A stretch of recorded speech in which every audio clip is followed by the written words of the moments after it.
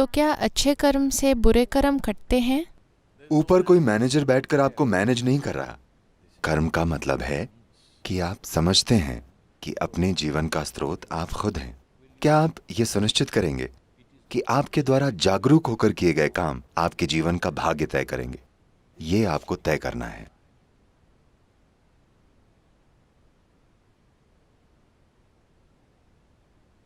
सद्गुरु, कर्म से जुड़ा एक प्रश्न है।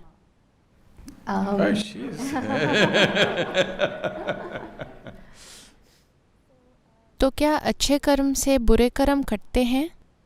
आपने आज क्या किया? मैं अपने बारे में नहीं पूछ रही हूँ, मानवता के बारे में। और क्या हमारे जीवन पहले से तय है या हम इसे कर्म से बदल सकते हैं? और अच्छे कर्म क्या होते हैं?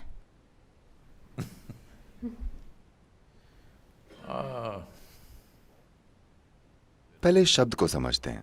मुझे पता है ये अंग्रेजी का हिस्सा बन गया है। कर्म अब एक अंग्रेजी शब्द है। कर्म शब्द का मतलब है काम। आप यहां बैठे हैं, यहां शारीरिक गतिविधि हो रही है, मानसिक गतिविधि हो रही है, भावनात्मक गतिविधि हो रही है और ऊर्जा गतिविधि हो रही है। हम सभी में, चाहे आप जगे हों या सो रहे हों, कर्म के 4 आयाम हर समय होते रहते हैं।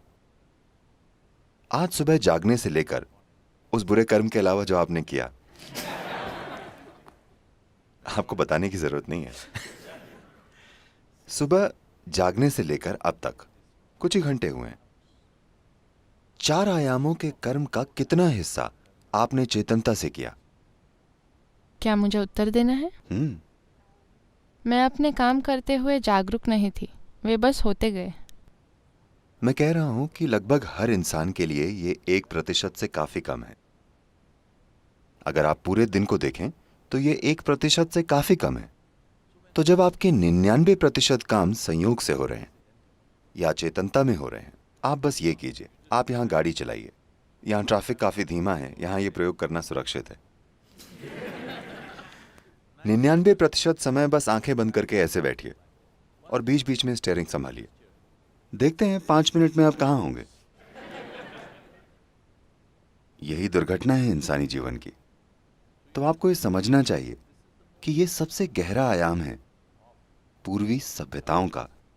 हमने आपको बताया कि आपका जीवन आपका कर्म है, यानी आपका जीवन आपने बनाया है। कोई मैनेजर नहीं बैठा है। मैं आपकी बात नहीं कर रहा हूं। ऊपर कोई मैनेजर बैठकर आपको मैनेज नहीं कर रहा। Your life is your karma. आपका जीवन आपका कर्म है। आप इसे जैसे चलाते हैं ये वैसे ही चलता है, ना कि किसी और तरीके से। सिर्फ इसलिए कि 99% से ज्यादा अचेतन तरीके से हो रहा है, ऐसा लगता है कि कोई अन्य शक्ति आपको चला रही है। सभी बुरे ड्राइवर ऐसे होते हैं। जब वे किसी तरह की टक्कर करते हैं, मैं तो अच्छे से चला रहा था, पता नहीं ये कैसे हो गया। क्या आपने ये सुना है? पता नहीं ये कैसे हो गया, कुछ अजीब सा हो गया और मेरी कार टकरा गई। नहीं, बस आप एक बेकार ड्राइवर हैं। तो जीवन के मामले में भी यही सच है। जीवन में भी यही सच है। हम आपको हर समय याद दिलाते रहते थे। इस पीढ़ी में ये खो गया है। आपकी मां या दादी की पीढ़ी में उठते बैठते वे कर्म, प्रारब्ध, मुक्ति, मोक्ष कहती थी। ये रोजाना की बातचीत थी, ना कि आध्यात्मिक चर्चा। हाँ या ना? हर दिन। अब समय आ गया है कि आप उसे वापस लाएं, क्योंकि कर्म का मतलब है आप खुद को याद दिला रहे हैं कि हर चीज जो मैं कर रहा हूं और नहीं कर रहा हूं वो मेरी बुनियादी जिम्मेदारी है। अगर आप मुझसे पूछें, लोग मुझसे पूछते रहते हैं। मैंने कुछ समय तक इसके बारे में स्पष्ट नहीं कहा था, पर कुछ लोग पूछते रहते हैं, तो इन दिनों मैं उन्हें बता रहा हूं। मिशन क्या है, वे पूछते हैं। मिशन बस यही है, धर्म से जिम्मेदारी की ओर। आपको लगता है कि ये वहां है, नहीं, ये यहां है।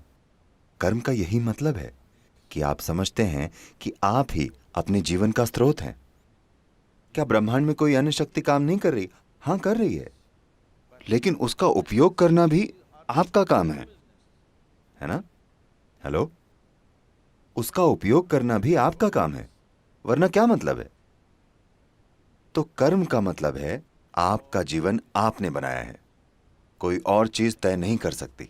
अगर आप अपना शरीर अपने हाथों में ले लें, मान लीजिए अपने भौतिक शरीर पर आपको कुछ महारत है, तो 15 से 20% जीवन और भाग्य आपके हाथों में होगा। अगर आप अपनी मानसिक प्रक्रिया को अपने हाथों में ले लें, 50 से 60% जीवन और भाग्य आपके हाथों में होगा। अगर आप अपनी बुनियादी जीवन ऊर्जा को अपने हाथों में ले लें, 100% जीवन और भाग्य आपके हाथों में होगा। हर युवा को इस आयाम की खोज करनी चाहिए, इससे पहले कि आप दुनिया में जाकर दूसरों को परेशानी दें। हाँ, यह बहुत महत्वपूर्ण है। लेकिन सुबह के बुरे कर्म को कैसे ठीक करें?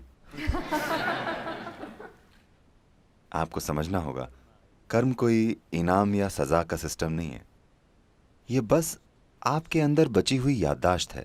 हर चीज, हर विचार, हर भावना, हर काम, हर गतिविधि जो आप करते हैं, किसी रूप में इसमें रिकॉर्ड हो जाती है। ये याददाश्त एक रुझान बनाती है आपके लिए, क्योंकि इतनी ज्यादा याददाश्त इकट्ठा हो गई है। ये सॉफ्टवेयर की तरह है। You're writing unconscious software every moment. आप अचेतन सॉफ्टवेयर लिख रहे हैं हर पल। अगर आप यहां से वहां तक चलें, मैं कहूंगा यहां कम से कम 25 अलग अलग तरह की गंधें हैं। आप जागरूक नहीं हैं जब तक कि बहुत तेज गंध ना हो, किसी रूप में तेज सुगंध या दुर्गंध, तब आप ध्यान देंगे, वरना आप ध्यान नहीं देंगे। आप देखेंगे अगर एक कुत्ता आता है तो वो बस पता लगा लेता है आपने क्या किया है, क्या नहीं किया है, अच्छे और बुरे कर्म सब पता लगा लेता है। हाँ या ना? आप भी जागरूक हैं, आपका सिस्टम भी उसका बोध पाता है, क्योंकि आपका न्यूरोलॉजिकल सिस्टम कुत्ते के न्यूरोलॉजिकल सिस्टम से कहीं ज्यादा बेहतर है। क्या आप सहमत हैं? कुत्तों को पसंद करने वाले लोग, क्या ये ठीक है?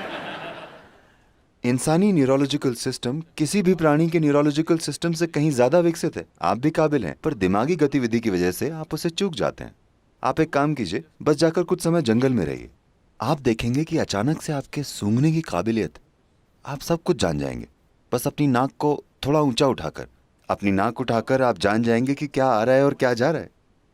आप भारत के गांव में सुन सकते हैं, लोग कहेंगे आज बारिश होगी। आप समझे? कुछ नहीं है, ना बारिश, ना कोई संकेत, ना बादल, कुछ भी नहीं। वे बस ऐसे करेंगे और कहेंगे आज बारिश होगी, और बारिश होती है, क्योंकि वातावरण में बदलाव हो रहे हैं। तो इस अचेतन प्रकृति की वजह से अगर आप वहां से यहां आते हैं, तो उदाहरण के लिए ये सारी 25 गंधें सिस्टम में रिकॉर्ड हो जाती हैं, और इसी तरह देखी गई चीजें, सुनी गई ध्वनियां रिकॉर्ड रिकॉर्ड रिकॉर्ड होती हैं। तो जैसी चीजें आपने अंदर ली हैं, आप धीरे धीरे एक अचेतन रुझान बना लेते हैं। अचानक आपको यह पसंद आने लगता है, कुछ और नहीं, क्योंकि आपने वैसी सूचना अंदर ली है। ये रुझान पारंपरिक रूप से, क्योंकि आपने गंधों की बात की है, पारंपरिक रूप से हम इन्हें वासना कहते हैं। वासना बहुत अच्छी अभिव्यक्ति है, क्योंकि वासना मतलब गंध। तो गंध के आधार पर आप उसी तरह का जीवन अपनी ओर खींचते हैं, या आप उस दिशा में जाते हैं, वे यही कहना चाहते हैं।